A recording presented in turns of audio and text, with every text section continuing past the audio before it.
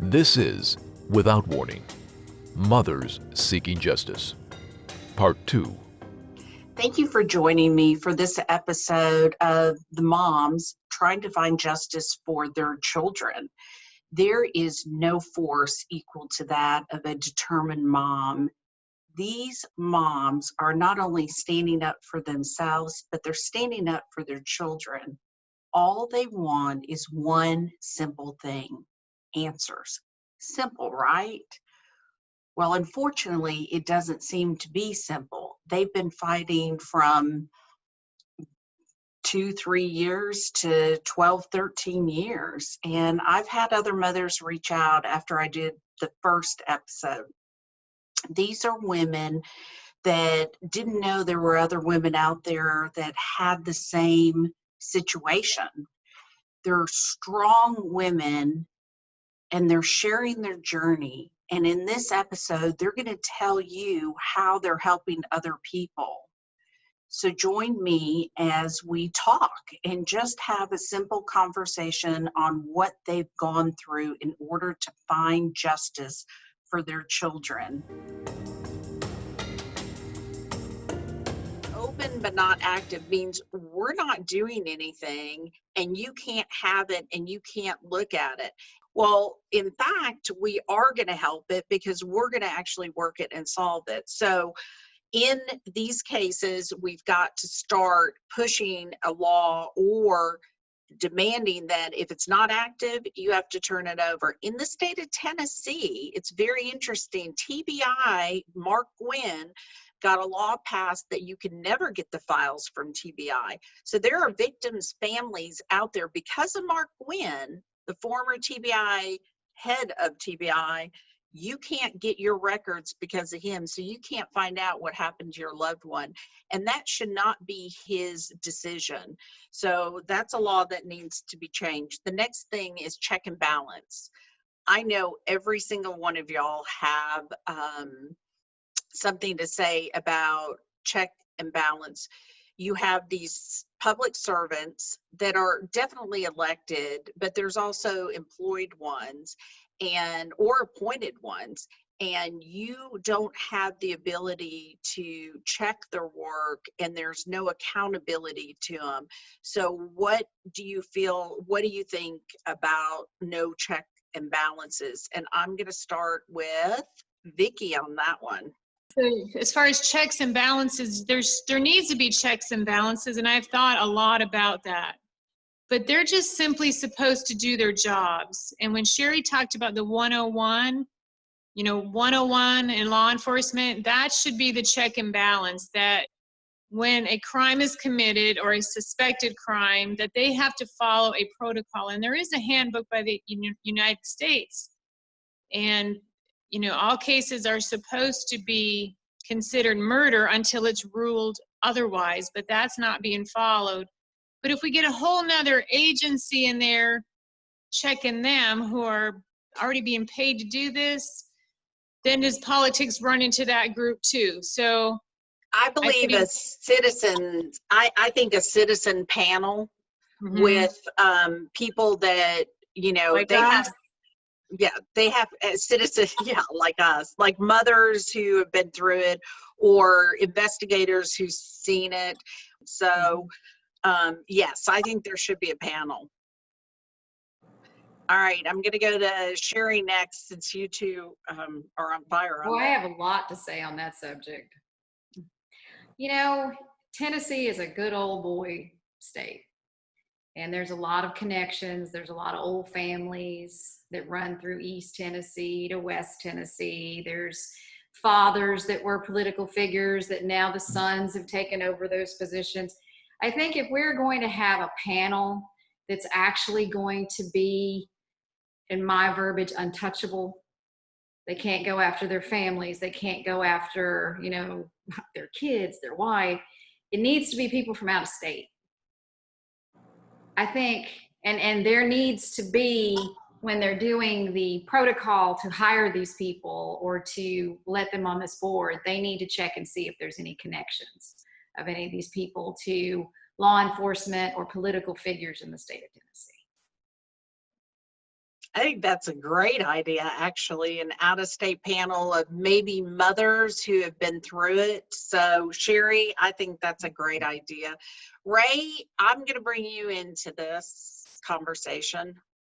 What do you think of checks and balances? Because you've been out of everybody, and I'm not saying this lightly, because you all have been tortured, but I've never seen a case where a mother has been targeted as hard as Ray has. I think that the main thing that I would say a check and balance in our situation, as far as, and I don't think this is just Meridian, Mississippi, from what kind of I researched, I think this is an issue all over the United States, is there is no check and balance on grand jury proceedings.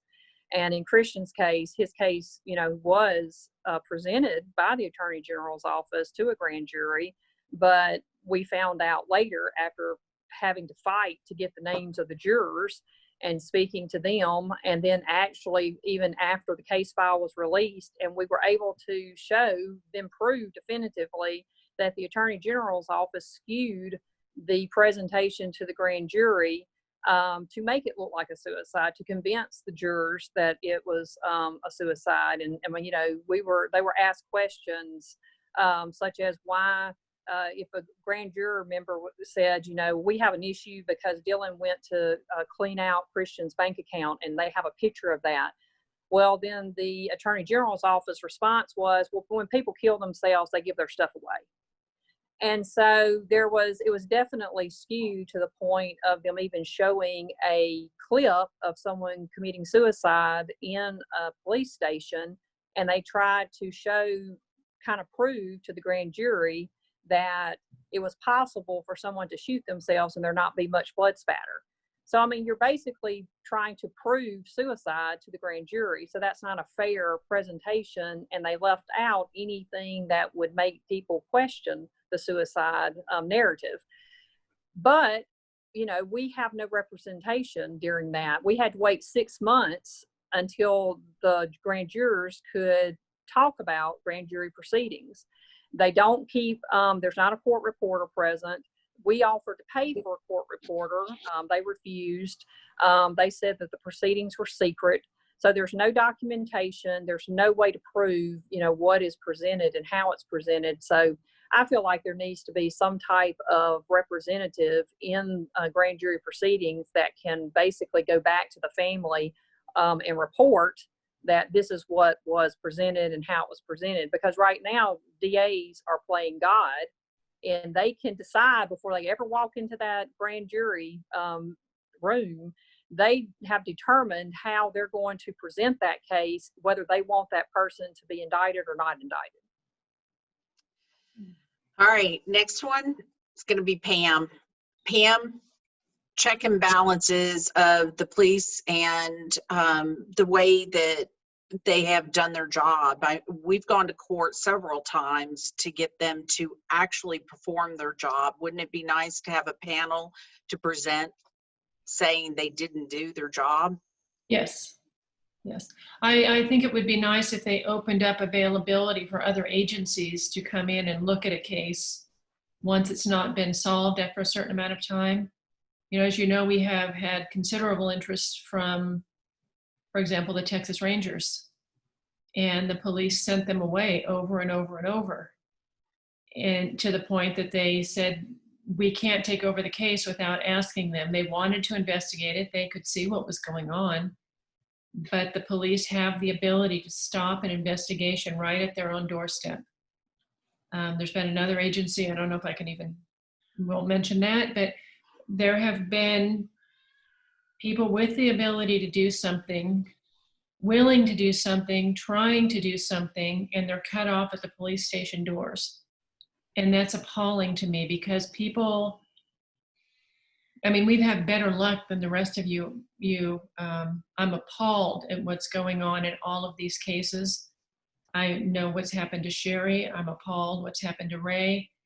It's just unbelievable that they treat people this way, and the way the laws are set up in some of these other states. I think we're fairly lucky in Dallas. Certainly it's a good old boy network, but not like what I'm seeing with these other cases. I think that they should have a certain amount of time to solve a case, or another agency with the ability to solve the case is able to come in and assist or take over if they need to without the permission of the police, because they have all the power. They should not have a limitless amount of power within the police station itself to decide who does and who doesn't get justice, particularly when they've told us that she's likely to kill somebody else. I can't believe that they can know so clearly what happened, know that somebody else's life on the line, and still have the ability to shut the door in the face of everybody else to protect whatever it is they're trying to protect. I agree. It is appalling on every single level. So the next question, this is one of my favorite things. So I love the fact that whenever an agency is questioned, they target the mother. She's crazy. She's out of her mind. She doesn't know what she's talking about. Oh, and my favorite saying, she's emotional. I would like each one of y'all, because I know you all have been labeled that, and I know each one of you have been targeted. So I'm going to start with Vicki on this because it's recently come up in her case on she's emotional and she's crazy. Vicki? Okay. Yes, I was labeled crazy, and they told people my daughter was crazy, but I didn't know they were telling people that. So I didn't know I was being labeled crazy, and I didn't know they were labeling my daughter crazy. And, you know, to call me crazy is one thing, but to call my daughter, who they saw murdered, and then to spread rumors that she was crazy, that's, you know, just beyond human comprehension. But even 10 years, when 48 hours went knocking on the door, the first conversation was to try to stop them from wanting to come was, no, you don't want that case. That girl was crazy and her mother's crazy. But thank God they pushed past that, and they had already been meeting with me. But yeah, that's a very real thing. And it makes me, you know, realize that they didn't just do it to me by even hearing what you just said now, Sheila, because definitely that happened to me. Okay, so I'm going to go to Sherry because in a deposition, Sheriff Patrick Ray, one of my favorite people to see in a deposition, the good old boy sheriff of Smithville, and once again was elected in, gosh, a year ago, August. I can't even imagine. But I don't think people in his community actually know about his investigative skills. But he went after Sherry Smith so hard, I cannot even believe that his wife didn't stop him. If anything, I would think somebody would have stood up to him. And what we found is Sherry, in fact, is correct, smart, intelligent, and knows what she's talking about, when Sheriff Patrick Ray, is not smart, not intelligent, doesn't know what he's talking about, and should do his job, and things might turn out differently. I have a lot of things to say about him, but Sherry, go ahead. Well, I think that Sheriff Ray, he lives in this little town of Smithville, and I think that his attitude towards women is that women are less than men. And he openly attacked me using the local source of media, which is, I think it's a radio station, and they put out social media, you know, on the computer. And he just portrayed me as the crazy mom that just, you know, couldn't, you know, understand the facts, and that, you know, he was outraged that I questioned him, the media questioned him. And so, you know, if I was a woman living in Smithville, Tennessee, and I read that, I would be kind of outraged that that's the public official that represents, as the sheriff, that local community. It's kind of scary if you think about it. I can't believe that the women in that community would vote for him, or the DA, Bryant Dunaway, either one. I just can't imagine. And I think Bryant Dunaway may be up for election. But I think the community has started really watching and listening to the podcast and also getting a really good view of what's going on. I have witnessed by looking at different news coming out of that area, and the personal experience that I had meeting with Brian Dunaway and Sheriff Ray. They're very tight, and they share the same views. So the other families that have contacted me from the area, there's actually over 10 families that have had to deal with Brian Dunaway. They all say the same thing. In one particular case, a daughter, she was murdered or died under curious circumstances, and Brian Dunaway did everything in his power to say and imply it was her fault. So women are mistreated under that administration of Brian Dunaway and Sheriff Ray. I wholeheartedly agree. And actually what I find is a lot of the moms that go, or females that go into these situations, are very much mistreated. I don't know, Ray or Pam, do you guys want to weigh in on this? I don't know if the police have said that about me. I mean, I haven't heard that. Maybe you have and were too kind to tell me. I do know that our opposition in the civil case are saying that. Jonathan's girlfriend, the one that we suspect is involved, and her friends and everybody from her kung fu school, her husband. I've seen through our discovery some of the text messages, and that's exactly what they're saying. I'm just a mother that won't accept that her son killed himself. A little bit crazy, but Well, Ray, is there anything you want to add to that? I mean, I think I've been portrayed as everything from, like Pam, the mother who won't accept that her son killed himself, to, I think currently I'm a controlling narcissist, is the current theme that is being put out. The newly elected DA, on social media called me a liar, and that I was manipulative. I've been kind of portrayed as the bad guy in all of this, and which is fine as long as they end up being held accountable. I don't care, and then they of course attacked in the last year. They then began attacking Christian and trying to make it like he deserved what happened to him, and what people have flat out said, I'm glad the SOB is dead. So to put things like that out, that's been the hardest thing, the attacks on Christian. I mean, they can say what they want to about me, but I hate that they are trying to destroy his memory and destroy, the way people saw him and thought about him. Have any of you at any point felt unsafe or felt threatened by the law enforcement or anyone involving the case that you are fighting against right now? In my particular case, when I won the appeal against one of the campers in Lauren's case, the judge involved in the case sent a LinkedIn friend request to my youngest daughter. I'm just curious if you guys have had anything like that happen to you. I won't say that I have felt physically, like my safety threatened. Now, Sheila, a lot of times has, I think, been scared for me. And maybe I was too naive to think that they would go that far.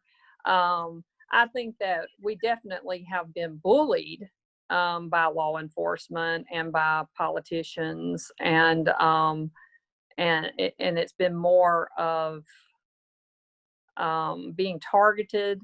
Like, well, for instance, contacting my work and trying to say that I did something here at work, saying that I broke confidentiality and HIPAA, things like that, but not actually my physical safety. I'd like to say that I think how they keep us from not coming forward like we are now doing is the intimidation from the police. Well, if you talk that we're not doing a good job, we're never going to move your case forward. So there's a lot of underground intimidation of be quiet, be polite, because we'll never take your case to the DA if you don't. And I've had a lot of underground like that.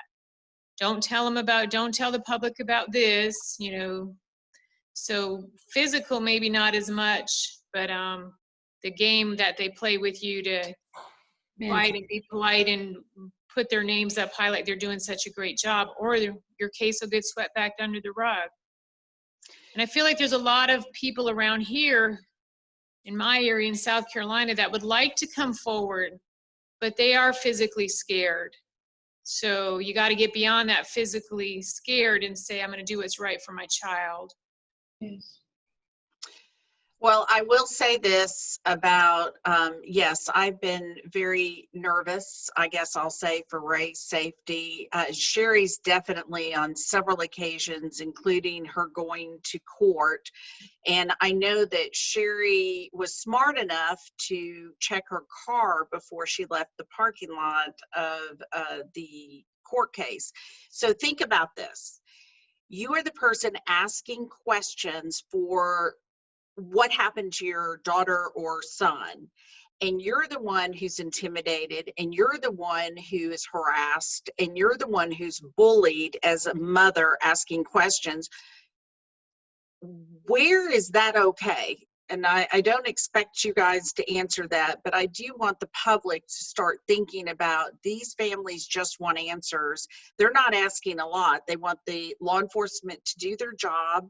They want law enforcement to actually test the evidence and take the evidence. And when a mother goes, especially the good old boy system, when a smart, intelligent mother goes and questions them, they need to, instead of making the mother a crazy woman, they need to start listening to someone. And granted, there are cases that I get that they are suicide, but I handle it differently than when I get a case like y'all's cases. The ones that come in to me that are suicide, we actually look at the evidence. I have people review it, and then we make a phone call, and I take the time to go through it with the family member. They're not crazy. They just want solid evidence to know. And most of them have said to me, I can accept it if they committed suicide. I just want someone to investigate. And I don't know if this fits exactly with this question, but somehow I'm thinking about this. One way that ours was skewed that they were able to do, I feel like ours is a little bit different because the police have admitted to us that they feel like this is a homicide. They've admitted it over and over. So we don't have them trying to pretend, at least to us, that this is a suicide. But I do know that what they sent the medical examiner was shocking, because the medical examiner said to, I think our attorney spoke to him, said that, they had a witness at the scene, this girl, that said it was a suicide. And yet when he was looking at Jonathan, he said the story did not match the wounds that he was seeing. So he just could not mark suicide, even though there was supposedly an eyewitness. But what's really shocking is the police failed to give him any decent follow-up information so that he could have ruled suicide or homicide. They just were completely silent. He said it was a very unusual case that he'd even reached out and they had not gotten back to him with anything.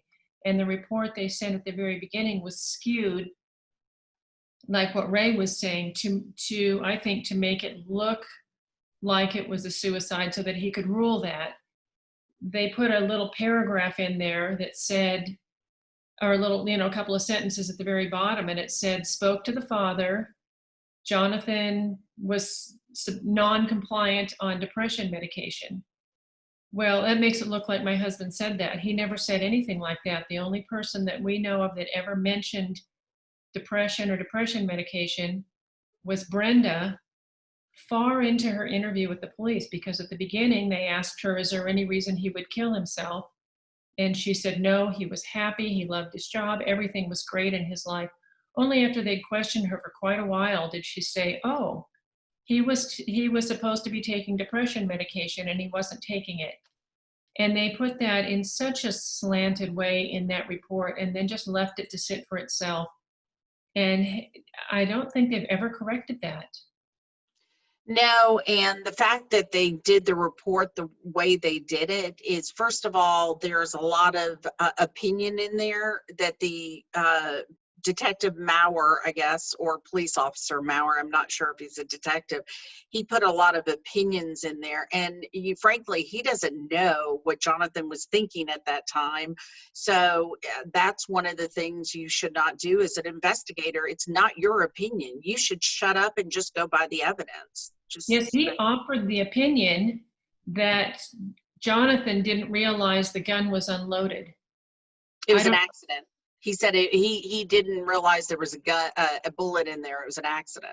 Yeah, which was crazy because he didn't know that Jonathan had shot in competition. Jonathan knew very well about guns. So I really feel like he was trying to slant that report in Brenda's favor so that they wouldn't have to investigate this, so that it would just go away. They were probably very disappointed when it came back as undetermined, but the medical examiner said, this just doesn't fit. This doesn't look like a suicide. Even with them trying to slant it, he didn't buy it. Yeah. Yeah. So, and that's the thing is, you know, these people that are writing the reports and doing their jobs, there needs to be accountability. You don't put your opinion. I've had many police officers from Dallas County that have retired look at his report and they're all appalled at it. Maurer, I'll tell you this real quick. Maurer showed up, somebody rear-ended me here in the city, and Maurer showed up as the traffic officer to take the report. So I guess he's probably not a detective anymore. And that's a good thing. On the next episode, we'll wrap up what's happened with these moms. Where do we go from here? And if you're in this situation and you want to join the conversation, reach out to me. Reach out to me either at tips@SheilaWysocki.com or call 888-599-0008 and leave a message. Someone will get back to you.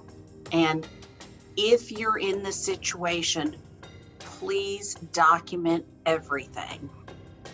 I look forward to seeing you in the next episode.